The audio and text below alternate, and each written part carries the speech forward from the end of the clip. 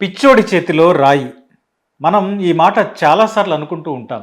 ఇప్పుడు ట్రంప్ చేస్తున్న పనులను చూసిన వాళ్ళు కూడా సరిగ్గా ఇదే అంటున్నారు. మా దేశాన్ని ఇలాంటి వాడికి అప్పగించామేంటి అని తల పట్టుకుంటున్నారు. అమెరికాలో 50 రాష్ట్రాల్లో ఇప్పుడు లక్షలాది మంది రోడ్డెక్కారు. మొన్న ప్రొటెస్టులు చేశారు. ట్రంప్‌కి వ్యతిరేకంగా నినాదాలు చేశారు. మేక్ అమెరికా గ్రేట్ అగైన్ కాదు, మేక్ అమెరికా అమెరికా అగైన్ అంటున్నారు. అదేంటి ట్రంప్ ఏమో make America great again, America first అంటున్నాడు. అమెరికన్లని వెల్దీగా మారుస్తా అంటున్నాడు కదా!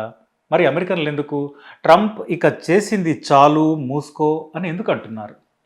మా దేశం ఎలా ఉందో అలా ఉంచితే చాలు, నువ్వేం గొప్పగా చేయాల్సిన అవసరం లేదు అని ఎందుకు అంటున్నారు? వాళ్ళు ఇంకా ఏమంటున్నారంటే power to the people, America wake up, stand up and fight, hands off our democracy, Trump must go, dump Trump. ఇవి అక్కడ వినిపిస్తున్న నినాదాలు. ఏమిటి ఈ నినాదాల వెనుక ఉన్న ఆవేదన? ఏంటి అమెరికన్ల గోడు? అంటే ట్రంప్ వచ్చాక ఏం చేస్తున్నాడో ప్రపంచమంతా చూస్తోంది. వాటి ఎఫెక్ట్‌ని చూస్తోంది. అది ఇప్పుడిప్పుడే మొదలైంది. అవి ప్రపంచ దేశాలపైనే కాదు, అమెరికన్లపై కూడా ప్రభావం చూపిస్తున్నాయి. కాబట్టే ఇప్పుడు వాళ్ళంతా రోడ్డెక్కారు. నిజానికి అమెరికా అంటే అదొక స్వేచ్ఛా ప్రపంచం. కానీ దాన్ని ఇప్పుడు ట్రంప్ ఒక జైల్లాగా మారుస్తున్నాడు. తన బుర్రకి ఏది తోస్తే అది చేస్తున్నాడు. కాదు అన్న వాళ్ళని ఏదో రకంగా ఇబ్బంది పెడుతున్నాడు. ఒక పక్క ఉద్యోగాలు తీసేస్తున్నాడు. మరో పక్క టారిఫ్లతో జనం బతుకుపై భారం వేస్తున్నాడు. నిరుద్యోగం పెరిగేలా చేస్తున్నాడు. హక్కులు లేకుండా చెప్పింది చేయాలంటున్నాడు. ఇది కాదు కదా అమెరికా. అమెరికా అంటే ఒక స్వేచ్ఛా ప్రపంచం కదా. అలాంటి దేశాన్ని గొప్పగా మారుస్తానని చెత్తగా మారుస్తున్నాడని ఇప్పుడు వాళ్ళంతా రోడ్డెక్కారు. ట్రంప్ తీసుకున్న నిర్ణయాలని విడగొట్టి చూస్తే ఒకటి ఆర్థికపరమైనవి, అంటే టారిఫ్లకు సంబంధించి తీసుకున్న మేజర్ డెసిషన్. రెండోది ప్రభుత్వ ఉద్యోగుల తొలగింపు, వేలాది మందిని ఉద్యోగాల నుండి తీసేశాడు. మూడోది వలస విధానాలు, అక్రమ వలసల్ని సపోర్ట్ చేయాల్సిన అవసరం లేదు, కానీ గ్రీన్ కార్డు ఉన్న వాళ్ళ పట్ల, వర్క్ వీసా ఉన్న వాళ్ళ విషయంలో, ఇక శరణార్థుల విషయంలో అనుసరిస్తున్న తీరు. నాలుగోది సామాజిక అంశాలకు సంబంధించి ట్రంప్ తీసుకుంటున్న నిర్ణయాలు, అంటే అబార్షన్, ఎల్జీబీటీ కమ్యూనిటీ హక్కుల గురించి.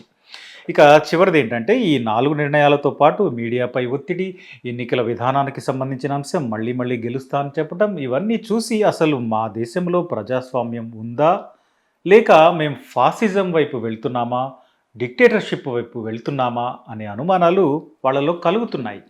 పైగా ఈ పోటుగాడు మూడోసారి కాదు, నాలుగోసారి అన్నీ నేనే అంటున్నాడు. ఇవన్నీ కలిపి అమెరికన్లు ఇప్పుడు రోడ్డెక్కారు. ట్రంప్ గారు ఇక చేసింది చాలు, మీరు పక్కకెళ్ళండి అంటున్నారు. వీటిలో ఒక్కో దాని గురించి మాట్లాడుకుందాం. మొదటిది, ట్రంప్ రాగానే తన మిత్రుడు ఎలాన్ మస్క్ని పక్కన కూర్చోబెట్టుకున్నాడు. డోజ్ అని ఏర్పాటు చేశాడు. ఎక్కడెక్కడ వేస్ట్ ఖర్చు అవుతుందో వెతకమన్నాడు. మస్క్ ప్రభుత్వ ఉద్యోగులు ఇంతమంది ఎందుకు అన్నాడు. దాదాపు 3 లక్షల మంది ఉద్యోగుల్ని ఇప్పుడు రోడ్డున పడేశాడు.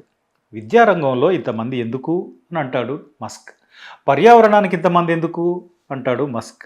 అసలు ప్రభుత్వ విభాగాల్ని మూసిపారేసి ఖర్చు తగ్గించుకోవాలి అని సలహా ఇచ్చాడు. మస్క్ మా బాగా పనిచేస్తున్నాడు అని ట్రంప్ పొగుడుతున్నాడు. జనాల్ని రోడ్డున పడేశాడు. 27 ప్రభుత్వ విభాగాల నుండి లక్షల మందిని ఫైర్ చేశారు. ట్రంప్ మీద వ్యతిరేకతకు రెండో కారణం ఏంటంటే వలస విధానం. అమెరికా అంటేనే నిజానికి వలసల దేశం కదా. 100 ఏళ్లుగా అక్కడికి వెళ్ళి సెటిల్ అయిన వాళ్ళే వీళ్ళంతా. కానీ ఇప్పుడు వలస విధానంలో అడ్డదిడ్డమైన రూల్స్ పెట్టి గ్రీన్ కార్డు ఉన్న వాళ్ళని, వర్క్ వీసాలు ఉన్న వాళ్ళని కూడా సమస్యల్లో పడేస్తున్నారు. ఇది లాటినో ఏషియన్ కమ్యూనిటీల్లో ఆందోళన పెరగడానికి కారణమైంది. ఇక మూడో కారణం ఏంటంటే సామాజిక అంశం. అదేంటంటే ప్రపంచం మోర్ లిబరల్గా మారుతోంది. రోజు రోజుకి మార్పు వస్తోంది. వ్యక్తిగత పరిమితుల్ని, ఛాయిస్ని ప్రజాస్వామికంగా గుర్తిస్తోంది తప్ప చట్టాల పేరుతో అణచివేయడం లేదు. నాగరిక సమాజ లక్షణం అణచివేత కాదు అని గుర్తిస్తోంది. కానీ ట్రంప్ ఆడ మగ తప్ప భూమి మీద ఇంకెవరూ లేరంటున్నాడు. అందుకే ఎల్జీబీటీక్యూ సమూహాలు ఇప్పుడు రోడ్డెక్కాయి. ఈ ట్రంప్ ఉంటే మమ్మల్ని బతకనివ్వడని వాళ్ళు అనుకుంటున్నారు. ఇక అబార్షన్కి సంబంధించిన అంశం కూడా ఇలాంటిదే. మహిళలకు అబార్షన్ హక్కు విషయంలో రిపబ్లికన్ల విధానం చాలా ఏళ్లుగా వివాదంగానే ఉంది. దీనిపై పెద్ద ఎత్తున వ్యతిరేకత వినిపిస్తుంది. అందుకే వాళ్ళు ఇప్పుడు get out of my uterus అని అక్కడి మహిళలు నినదిస్తున్నారు. నాలుగోది లేటెస్ట్ది ఏంటంటే టారిఫ్ల అంశం. 10%తో మొదలుపెట్టి 50% పైగా టారిఫ్లు అన్ని ప్రపంచ దేశాలపై వేశాడు ట్రంప్. పన్నులు వేస్తే దారికొస్తాయని ట్రంప్ వేసుకుంటున్న లెక్క. ఇప్పటికే 50 పైగా దేశాలు బేరసారాలు మొదలుపెట్టాయి అని ట్రంప్ టీం చెప్తోంది. కానీ ఇదేమీ అంత చిన్న వ్యవహారం కాదు. అమెరికా ఏ దేశాలపై ఆధారపడిందో వాటిపైనే పన్నులేశాడు. ముఖ్యంగా కెనడా, మెక్సికో, చైనా. ఏ 3 దేశాల ఉత్పత్తులు లేకుండా అమెరికా బతకలేదో వాటినే కెలుక్కున్నాడు. అమెరికా ప్రపంచంలోనే లార్జెస్ట్ ఇంపోర్టర్. 2023లో $3.1 ట్రిలియన్ డాలర్ల విలువైన వస్తువుల్ని అమెరికా అనేక దేశాల నుండి దిగుమతి చేసుకుంది. వీటిలో మెక్సికో, కెనడా, చైనా నుండే 40% ఇంపోర్ట్ చేసుకుంది. అంటే అమెరికా బతకాలంటే మెక్సికో నుండి వచ్చే ఆటోమొబైల్ ఉత్పత్తులు కావాలి. మెక్సికో నుండి భారీగా కార్లు, పికప్ ట్రక్కులు, స్పేర్ పార్ట్లు ఇవన్నీ అమెరికా ఇంపోర్ట్ చేసుకుంటుంది. మెక్సికోలో ఏడాదికి 35 లక్షల కార్లు తయారైతే వాటిలో 76% అమెరికా వచ్చేస్తాయి. అమెరికా కంపెనీలకు స్పేర్ పార్ట్లు సగం మెక్సికో నుండే వస్తాయి. ఇవే కాదు, అమెరికా జనాలు తినే వెజిటబుల్స్లో 63% మెక్సికో నుండి వస్తాయి. ఇక ఫ్రూట్స్ అండ్ నట్స్ 47% మెక్సికో నుండే వస్తాయి. అంటే ఇప్పుడు మెక్సికోపై 25% ట్యాక్సుల మూలంగా అమెరికా జనాలు వాడే కార్లు, తినే కూరగాయలు, పండ్లు, బాదం పప్పు, పిస్తా, వాల్నట్ వీటన్నిటి రేట్లు పెరుగుతాయి. ఇక చైనా సంగతి చూస్తే చైనా మీద 54% టారిఫ్ వేశాడు.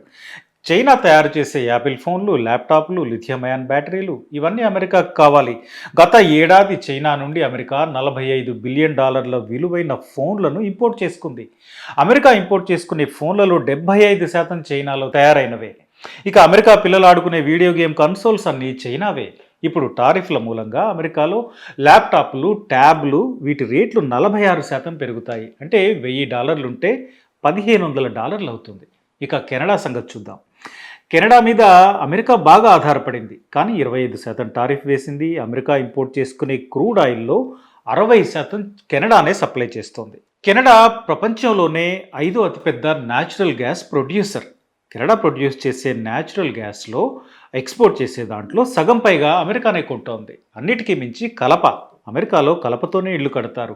అమెరికా ఇంపోర్ట్ చేసుకునే కలపలో 85% కెనడా నుండే వస్తోంది. ఈ 3 దేశాలే కాదు, యూరోపియన్ యూనియన్తో మొదలుపెట్టి వియత్నాం, బంగ్లాదేశ్, ఇండియా ఇలా అన్ని దేశాలపై టారిఫ్లు వేశాడు. ఫలితంగా అమెరికన్లు తినే తిండి నుండి కార్లు, ల్యాప్టాప్లు, ఫోన్లు, పండ్లు, బాదం, పిస్తా, బట్టలు, బూట్లు ఒక్కటేంటి అనేక వస్తువుల రేట్లు పెరుగుతున్నాయి, పెరగబోతున్నాయి. ఈ భారం మోసే శక్తి అమెరికాలో 70% మందికి లేదు. వాళ్ళ జీవితాలు అల్లకల్లోలం కావటం ఖాయం. మరొకటి ఏంటంటే రేట్లు పెరిగితే జనాలు కొనరు, పొదుపుగా బతకాల్సి ఉంటుంది. ఇది అమెరికాలో ఇతర వస్తువుల ఉత్పత్తిపై కూడా ఎఫెక్ట్ చూపిస్తుంది. చివరికి నిరుద్యోగం పెరుగుతుంది.